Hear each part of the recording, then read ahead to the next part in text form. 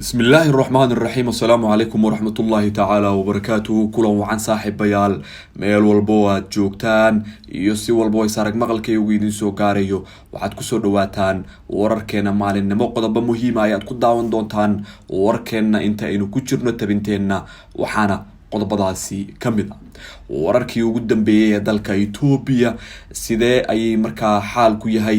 Sudan oo war ka soo saartay iyaduna dagaal ay la gashay dalka Ethiopia maxaa looga hadlay kulan xalay dhaxmaray Fahad Yaasiin Xaaji Daahir iyo madaxweynaha dowlad goboleedka Galmudug Axmed Cabdi Kaariye Qoorqoor warbixinayaan idinkaga haynaa sidoo kale qodobada aad warkayga ku daawan doontaan waxaa kamid ah wasiir Jamaal wasiirka qorsheynta dowladda federaalka ee Soomaaliya waxa uu shaaciyay amba uu ka hadlay waxa ay isku hayaan madaxweynaha Puntland Siciid Cabdullaahi Dani shiinahana waxa uu maraakiib dagaal iyo ciidamo u soo diray Soomaaliya dhanka kale kooxda Taliban ayaa iyaduna waxa ay mamnuucday goobaha lagu jiro timaha ee gobolka Helmand qodobadaas iyo kuwa kale oo faahfaahsan ba u diyaar garooba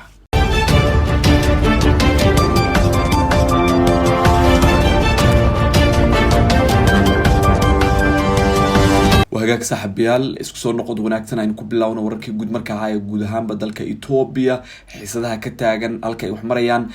hogaamiyaha jabhadda TPLF Depression Gabramichel iyo sidoo kale madaxweynihii hore ee jaamacadda Maqale Kindaya ayaa sheegay in dhaxdooda la soo galay waa TPLF dhaxdeeda oo markaa la isku dayayo in la kala qaybiyo hadalkan ayaa ku soo beegmaya xilli maalmahan la hadal hayay in Tigreega ka soo ifbaxeen markaa aragtiyo kala duwan oo khilaaf horseedi kara Dr. Depression Gabramichel ayaa sheegay in Ethiopia isku diyaarinayso dagaal iyo duulaan cusub oo markaa ku wajahan Tigreega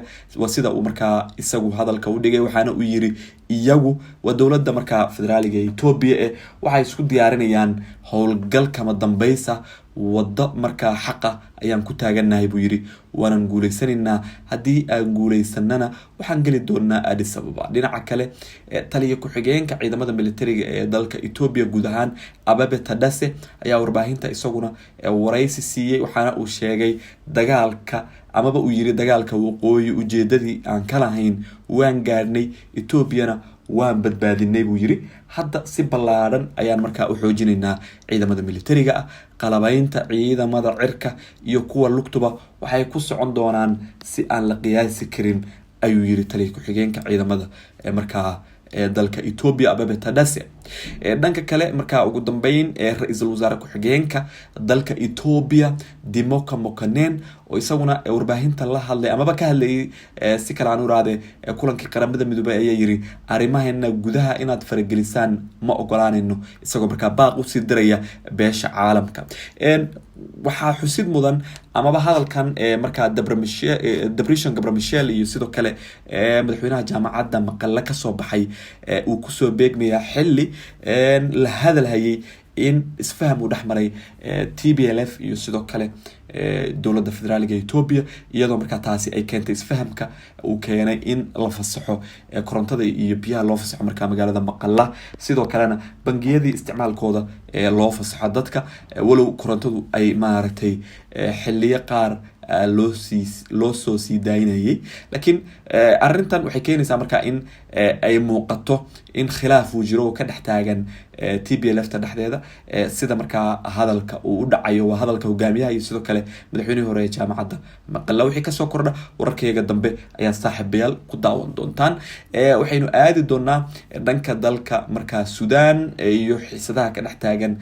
isaga iyo Ethiopia Sudan way hadashay waxay sheegtay in iska caabisay ciidamada dalka Ethiopia oo duulaan ku soo qaaday sida markaa iyagu hadalka u dhigeen militariga Sudan ayaa maanta sheegay in markaa iska caabiyeen isku day ay ciidamada Ethiopia ku soo galeen xuduudda kala qaybisa labada dal ciidamada Ethiopia waxa lagu qasbay inay dib uga gurtaan aaga Mubarakiit waxaana sidaas lagu yiri saxaafadeed militariga ka soo baxay oo aan bixin markaa faahfaahin intaasi ka sii dheer madaxa militariga Sudan General Abdel Fattah al-Burhan ayaa wariyaasha u sheegay in arintan ay dhacday Sabtidii waxa uu sheegay in ay muujisay sida militariga ay u ilaalinayaan dalka xilli uu isku markaa day afgambi ka dhacay Khartoum gudaheeda toddobaadkii tagay afayeenka militariga Ethiopia Colonel Gednet Adane ayaan ka jawaabin codsi ku saabsan in uu ka hadlo dhacdadan. Xiisada ka taagan xuduudda Suudaan iyo Itoobiya ayaa xoogeysatay tan iyo markii uu sanadkii tagay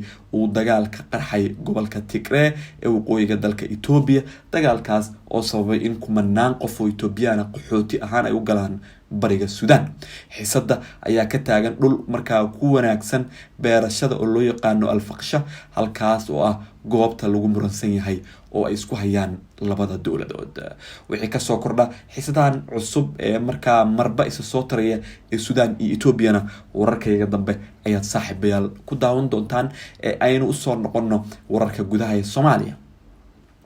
xog muhiim ayaa laga helayaa kulan xalay dhexmaray Fahad Yaasiin Xaaji Daahir iyo sidoo kale madaxweynaha dowlad goboleedka Galmudug Axmed Cabdi Kaariye Qoorqoor. Madaxweynaha maamulka Galmudug Axmed Cabdi Kaariye Qoorqoor ayaa xalay kulan la yeeshay la taliyaha amniga qaranka Soomaaliya Fahad Yaasiin Xaaji Daahir, sida ay markaa ila wareed lagu kalsoon yahay warbaahinta ay u sheegayaan. Kulanka oo ka dhacay hooyga uu Qoorqoor ka degan yahay nawaaxiga garoonka diyaaradaha Aadan Cadde ayaa waxaa sidoo kale goobjoog ka ahaa wasiiru dowlaha gaadiidka dowladda federaaliga ee Soomaaliya Cabdiraxmaan Dheere iyo sidoo kale wasiirka boostada Galmudug Aadan Qoryooley oo lagu tilmaamo in ay markaa ama lagu tilmaaminayeen shakhsiyaad aadka ugu dhow kulamada gorgortankana markaa u qaabilsan qeybaha siyaasadda markaa Fahad Yaasiin. Sida aan xogta markaa ku helnay Qoorqoor iyo Fahad Yaasiin ayaa ka wada hadlay arrimo weli taagan oo khilaaf ka dhaxeeya Farmaajo iyo Rooble oo weli markaa xalka loo laayahay. Madaxweyne Qoorqoor ayaa xilligan loo arkaa inuu yahay garabka ugu weyn ee filla Soomaaliya ay markaa haysato tan iyo markii uu bilowday khilaafka madaxweyne Farmaajo iyo sidoo kale ra'iisul wasaare Maxamed Xuseen Rooble, isaga oo horey markaa iskugu dayay in uu Rooble ku shirqoolo heshiis uu danaynayo ama uu danaynayay markaa Farmaajo, balse gabi ahaanba fashilmay. waa markii labaad oo markaa Fahad Yaasiin Xaaji Daahir uu banaanka uga soo baxo madaxtooyada tan iyo markii uu dib ugu soo laabtay magaalada Muqdisho toddobaadkii hore, waxaana weli amnigiisa sugaya ciidanka waran ee markaa nisa, taasoo ka dhigan in uu weli saameyn ku leeyahay arrimaha nabad sugidda oo aanu faraha kala bixin. Wararka ayaa sheegaya in filla Soomaaliya ay weli aad u danaynayso inay markaa heshiis la gaarto Rooble oo hadda gacanta ku dhigay maamulka dhaqaalaha iyo warbaahinta dowladda, balse doonaysa heshiis uu markaa danaynayo Farmaajo, kaasi oo la marsiin laayahay guud ahaanba ra'iisul wasaare Rooble. Fahad Yaasiin Xaaji Daahir ayaa shalay si rasmi ah ula wareegay xilka la taliyaha amniga qaranka ee dhowaan loo magacaabay, sida lagu sheegay qoraal ka soo baxay madaxtooyada filla Soomaaliya. wahagaag saaxiibayaal aynu aadno dhanka iyo Puntland. wasiirka qorsheynta dowladda federaaliga ee Soomaaliya wasiir Jamaal ayaa waxa uu shaaciyay waxay isku hayaan madaxweyne Siciid Cabdullaahi Dani oo madaxweynaha dowladda Puntland oo bariyahan markaa khilaafkoodu banaanka taagnaa. wasiirka wasaaradda qorsheynta xukuumadda federaaliga ee Soomaaliya xildhibaan Jamaal Maxamed Xasan ayaa faahfaahin ka bixiyay waxa keenay in mar labaad maamulka Puntland uu is-hortaag markaa ku sameeyo ilaaladiisa in ay galaan magaalada Garowe. wasiirka ayaa waxa uu sheegay in xilligan waxa ay isku hayaan madaxweynaha Puntland ay tahay mashaariic ay dalka keeneen dowladaha Turkiga iyo Qatar, kuwaas oo intooda badan laga fuliyay maamulada Koonfur Galbeed iyo Hirshabeelle, oo uu sheegay in aysan lahayn dekado iyo garoomo caalami ah oo markaa sida maamulada kale. madaxweynaha Puntland ayuu sheegay in ay isku hayaan mashaariicda ay ka cabanayaan, oo uu sheegay in uu horey u saxiixay madaxweynaha Puntland xilligii uu ahaa wasiirka qorsheynta Soomaaliya dowladii madaxweyne Xasan Sheekh Maxamuud. wasiirka wasaaradda qorsheynta Soomaaliya oo kamid ah wasiirada ka soo jeeda Puntland ee taageersan madaxweynaha markaa madaxweyne Farmaajo ayaa markaa haatan waxa uu diyaarinaya ama uu ku jira ololihiisa ku aadan sidii uu markaa kursigiisa xildhibaannimo u ceshan lahaa. wagaag Shiinaha aynu aadi doonaa. Shiinahu waxa uu markab dagaal iyo ciidamada u soo diray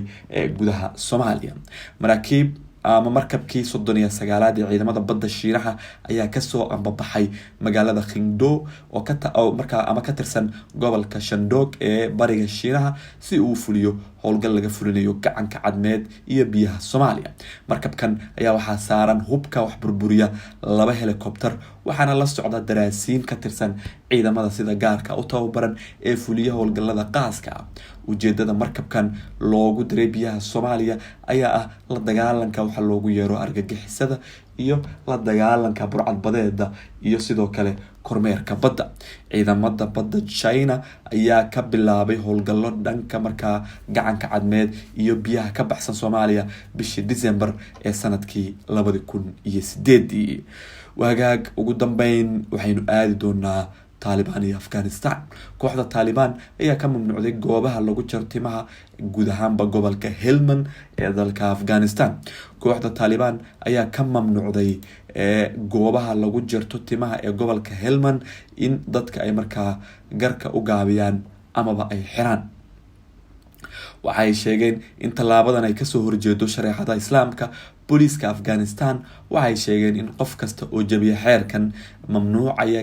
garxiirida talaabo markaa laga qaadi doono. sidoo kale xarumaha timaha lagu jarto ee ku yaala caasimada Kabul waxay dhankooda sheegeen in amaradan markaa la soo gaarsiiyay si ay u dhaqangeliyaan. amaradan waxay muujinayaan in kooxda ay dib u soo celisay xeerarkii adkaa xilligii hore ay markaa awoodda hayeen, inkasta oo markii ay dhowaan qabsadeen Afghanistan ay sheegeen in xeerar dabacsan ay ku dhawaaqi doonaan marka ay xukuumadda soo dhisaan. tan iyo markii ay talaabadan qaadeen bishii la soo dhaafay, Taliban waxa ay fuliyeen tallaabooyin adag oo ka dhana dadka gebi ahaanba iyaga kasoo horjeeda. saaxiibayaal, guud ahaanba warka iyaga maalinimadan waa nageynta tan iyo warkeena kan xiga. fi amaanillah.